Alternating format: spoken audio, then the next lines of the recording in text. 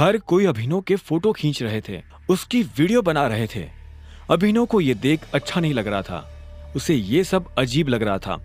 वो यहाँ से निकल जाना चाहता था, पर इससे पहले कि वो निकल पाता इतने में पीछे से आवाज आई। क्या हो रहा है यहाँ? ये कोई मछली बाजार नहीं है, एक रेप्यूटेड होटल है। ये आवाज और किसी की नहीं बल्कि होटल के मैनेजर की थी। तुम्हारी हिम्मत कैसे हुई हमारे वीआईपी कस्टमर के ऊपर हाथ उठाने की? क्योंकि इस आदमी ने हम लोगों को परेशान किया। मैं इसे मुंह नहीं लगाना चाहता था, फिर भी ये मेरे बारे में भला बुरा कह रहा था और इसने मेरे पिता के बारे में भी उल्टा सीधा कहा था। बस इतनी सी बात पे तुमने इनके साथ इतना कुछ कर दिया।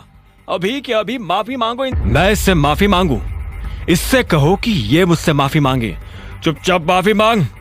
तू जानता नहीं मैं कौन हूँ। बिना माफी मांगे मैं तुझे इस होटल से बाहर भी नहीं निकलने दूंगा, उस आदमी ने कहा जिसे अभिनव ने मारा था।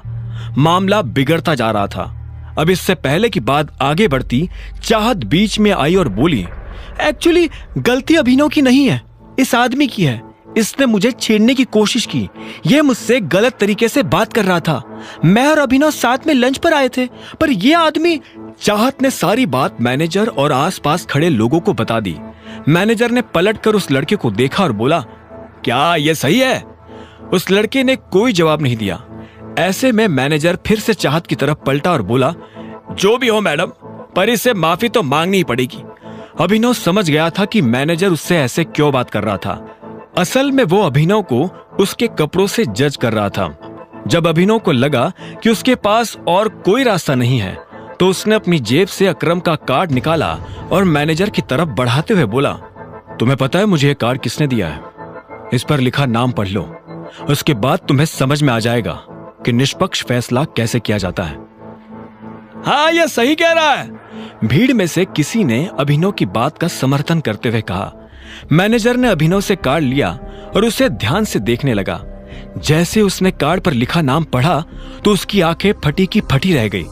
जब अभिनव ने देखा कि मैनेजर के पास कुछ भी कहने को नहीं बचा है, तो उसने उस लड़के की तरफ देखकर कहा, और तू लड़कियों से बात करने से पहले अपनी मां के पास जा और उनसे सीख के लड़कियों की इज्जत कैसे की जाती है। इतना कहते ही अभिनव ने चाहत को अपने साथ लिया और वहां से निकल गया। दोनों गाड़ी में आकर बैठ गए थे, लेकिन कोई किसी से बात नहीं कर रहा था। इधर चाहत भी बार बार उसे देख रही थी और जब उससे रहा नहीं गया तो उसने पूछा, तुम ठीक हो?